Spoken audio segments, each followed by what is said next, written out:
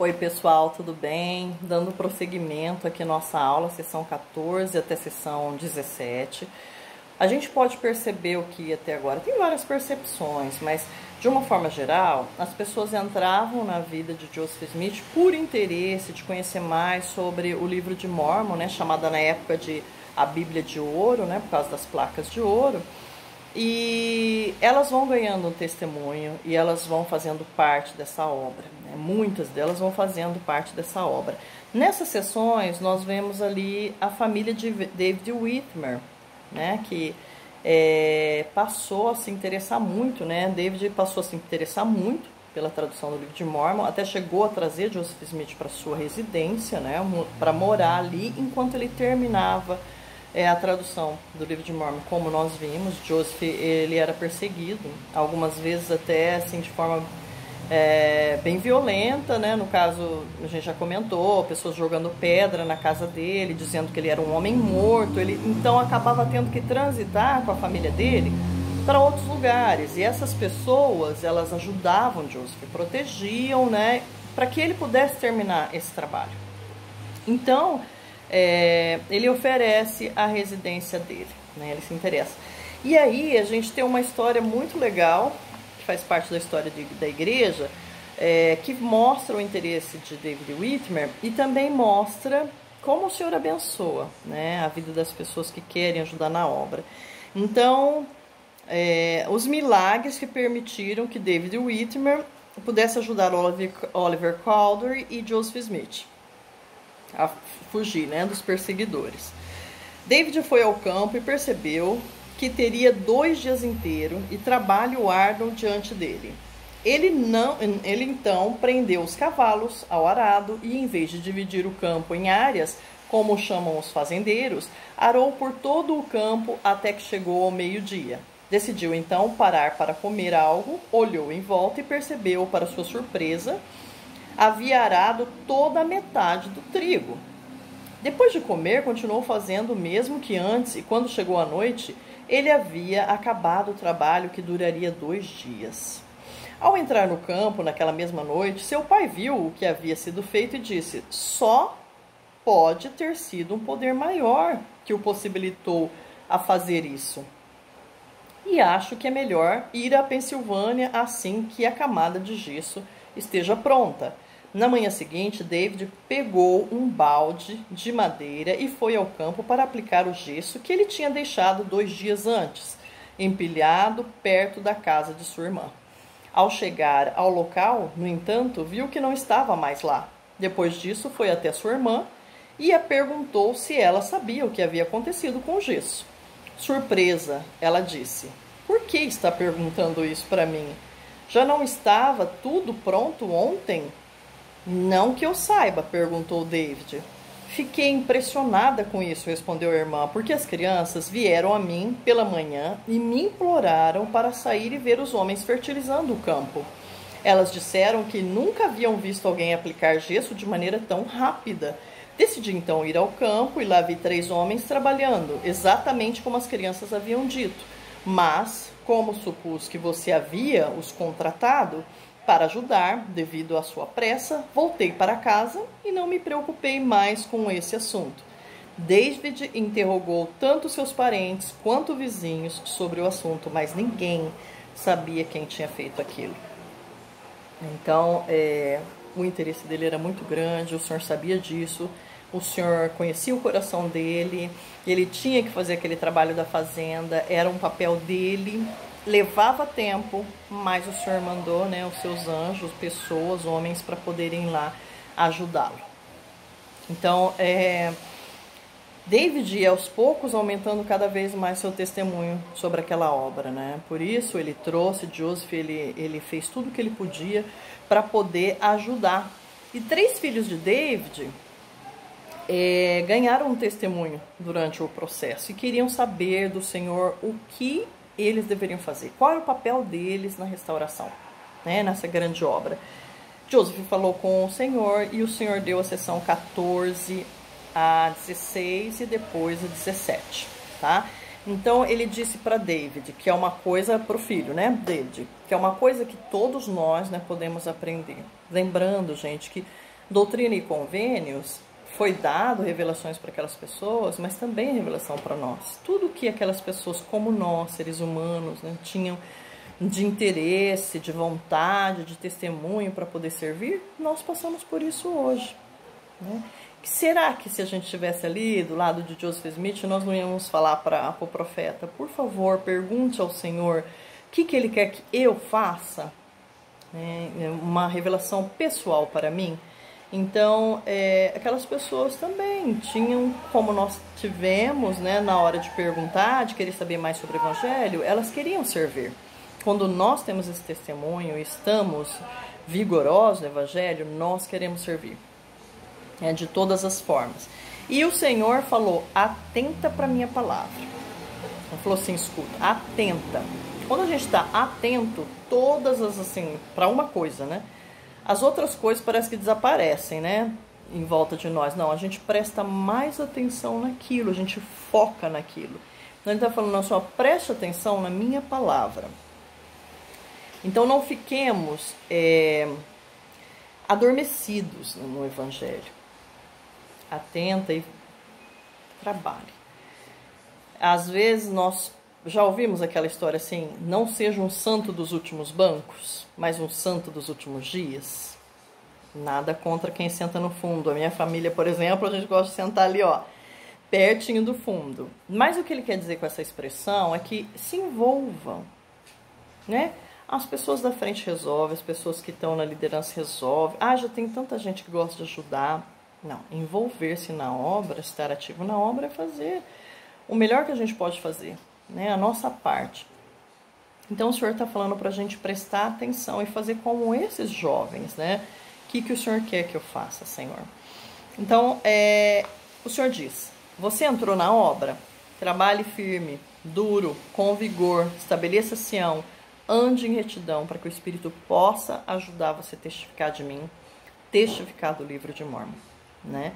Então, pode ver, a sessão 4 e outras sessões, ele fala a mesma coisa. O campo está branco, pronto para a ceifa. Vá e ceife com vigor durante todo o dia. Tá? Então, não é uma coisa assim, esse mês eu falei do evangelho para o fulano. É uma coisa que tem que estar na nossa mente, assim, no nosso coração o tempo todo. Acho que foi uma irmã, eu fiz isso algumas vezes, mas me lembro de uma pessoa que ela ia no ônibus com o livro de Mórmon colocado em cima das pernas, na capa assim do livro aparecendo o livro de Mórmon. Qual a intenção dela? Despertar a curiosidade de quem estava do lado, né? Talvez aquela pessoa perguntar para ela, e talvez se ela sentisse pelo Espírito, ela mesma perguntar para a pessoa, você conhece esse livro? Então, aproveitar as oportunidades para ser uma testemunha do livro de Mórmon, né? E o Senhor falou nessas sessões, para David, para John e para Peter, declare arrependimento a este povo.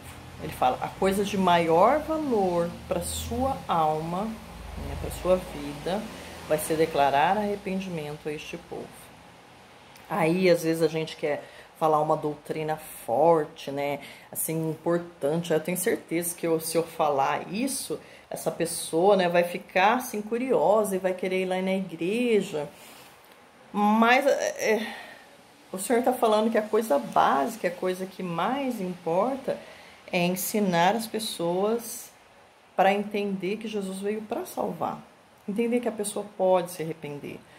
Não importa em que parte ela esteja, né, da sua alma, mas que ela compreenda que Jesus tem poder para salvar a alma dela. Desde que ela se arrependa sinceramente, creia em Jesus Cristo. Então, é declarar arrependimento ao povo. Aí você fala assim, mas isso não é uma coisa tão fácil, né? Quantas pessoas pensam. Eu não acho tão fácil assim pregar o arrependimento. Porque eu já tentei fazer isso, e na empresa as pessoas começaram a me rejeitar. No outro lugar, vizinho achava que eu era doido, fanático, e o outro achava que eu estava perdido. Imagina esse negócio de livro de Mórmon, e não foi fácil. Mas Jesus Cristo não falou que ia ser fácil, só falou para fazer isso, né? Mas ele deu uma dica para tornar isso mais fácil, né? Olha lá em Doutrina e Convênios 14:8, olha que sessão maravilhosa. Diz assim, E acontecerá que, se pedirdes ao Pai em meu nome, com fé, acreditando, receberás o Espírito Santo, o qual inspira o que dizer, para que sirvais de testemunha das coisas, né, que vives, né, que irás falar. Então, olha só, a gente não precisa ter talento, dom da comunicação, entender, conhecer tudo do Evangelho. Não é isso que a gente precisa. A gente precisa pedir ao Pai, em nome de Cristo, com fé e acreditando que o Espírito vai vir, para a gente poder prestar o testemunho. Eu me lembro, às vezes, que Brigham Young, quando entrou para a igreja, ele só entrou porque ele ouviu o testemunho de um homem muito simples. Muito simples. Brigham Young foi o segundo profeta da igreja. Ele levou os santos, né, tirou da perseguição toda e levou os santos para o oeste dos Estados Unidos, né, para construir uma Sião. Gente, o oeste era o deserto, o oeste era tipo quase o fim dos Estados Unidos da América. Eles passaram por muita provação, muitos morreram no meio do caminho, mas eles tinham desejo, porque eles tinham testemunho pelo Espírito, eles poderiam fazer parte de Sião.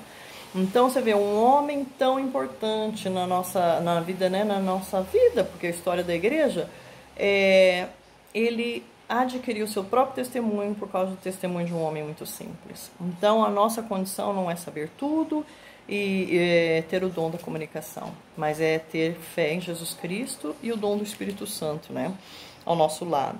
E as bênçãos que o Senhor promete é entesourar a nossa salvação, é vida eterna e trazer muitas almas, né, a Cristo. Então lá em 15:6 ele fala: e agora, eis que eu te digo que a coisa de maior valor para ti será declarar arrependimento a este povo, a fim de trazeres as almas a mim e descansares com elas no reino de meu Pai. Amém.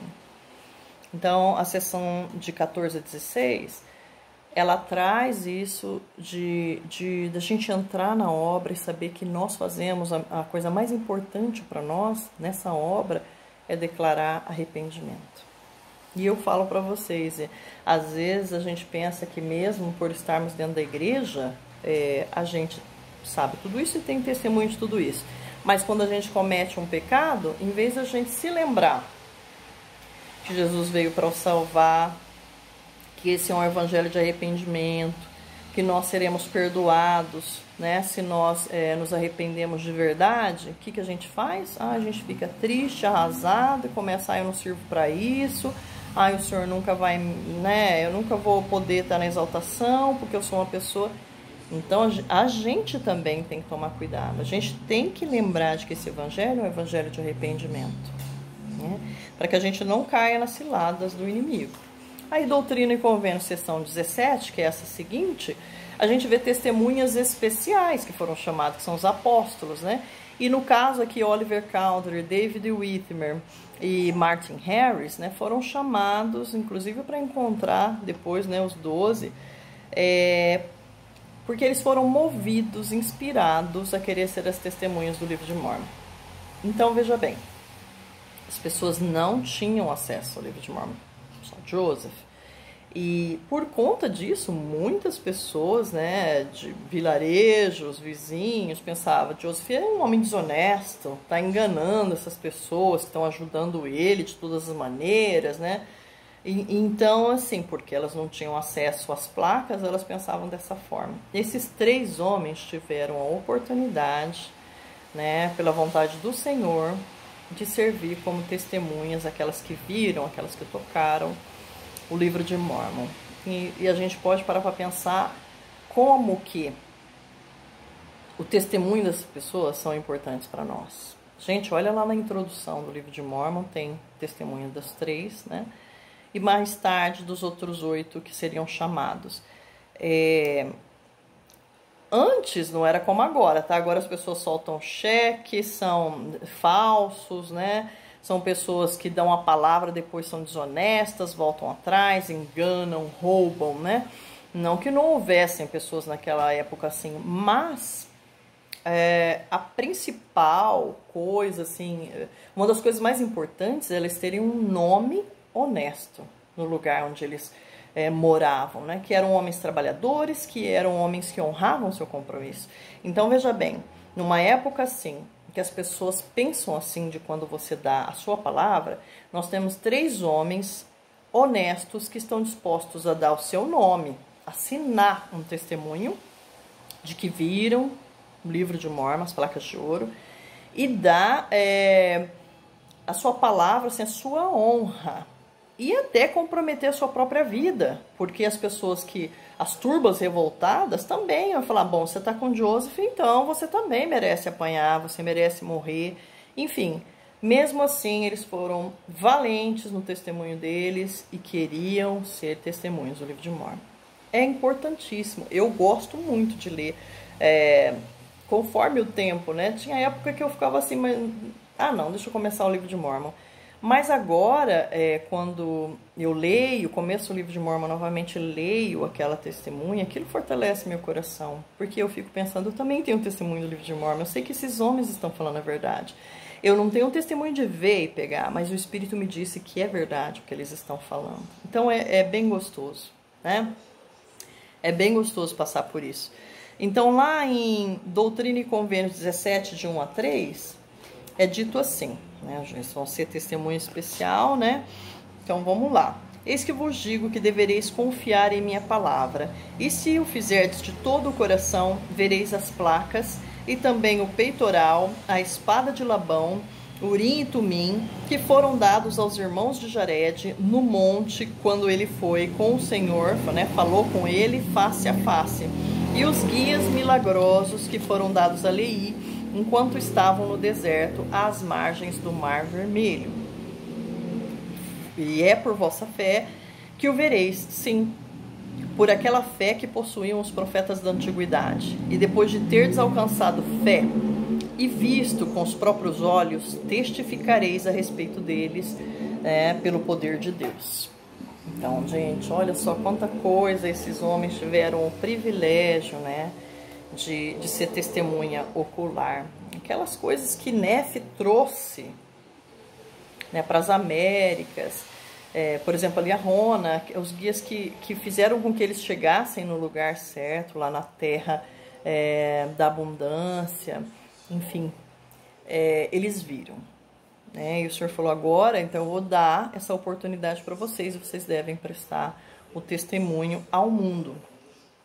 Então, lá no versículo 8, ele completa, né? 17, 8.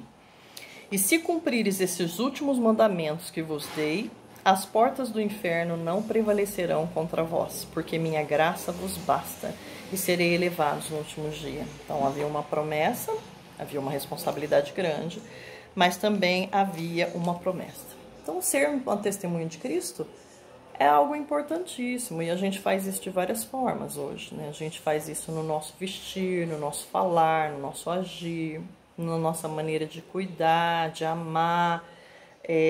Ser uma testemunha de Cristo é realmente, assim, é uma bênção, né? Algumas vezes só de você se vestir de uma forma, no padrão, às vezes você não precisa estar de saia, coisa assim, mas está vestido de um padrão mais elevado, as pessoas perguntam, você é de alguma religião? Aí você tem a oportunidade de falar sobre a Igreja do Salvador. Então, o mundo está atento às coisas que nós fazemos, tá? Então, nós precisamos tomar cuidado com o fortalecimento do nosso testemunho. Eu tive a oportunidade de conversar com um amigo que se afastou do Evangelho, e ele ficou muito confuso por causa dos argumentos do mundo, né? E acabou saindo. E depois a gente conversar,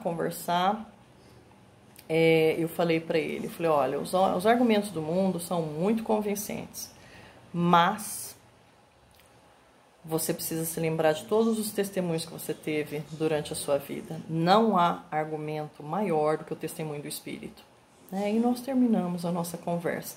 Então, cuidar do nosso testemunho, ele é importante porque é isso que vai fazer com que a gente consiga ficar firme, se fortalecer e trazer outros.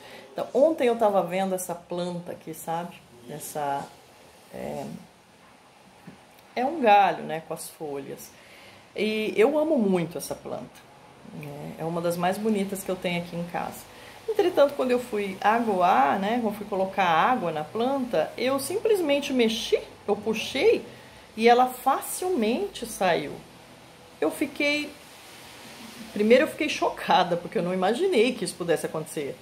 E depois eu fiquei triste, né? Eu fiquei desapontada, porque não era uma coisa que eu esperava para ela, nem que eu imaginaria sequer, né? Que ela estaria tão fácil de sair e tão fraca, né? Tão frágil. Nós somos membros da Igreja de Cristo. Se nós não cuidarmos do nosso testemunho, nós vamos acabar tendo o mesmo destino desse galho. É um galho lindo por fora, ele é viçoso, mas por dentro ele precisa de uma raiz forte. E a nossa raiz é o testemunho de Jesus Cristo, da Bíblia e do livro de Mórmon. Eu presto meu testemunho de que essas coisas são verdadeiras, que durante a nossa vida a gente precisa tomar cuidado para que a gente possa não afastar o Espírito da nossa presença, e que a gente precisa muito desse Espírito para fortalecer o nosso testemunho. Em nome de Jesus Cristo. Amém.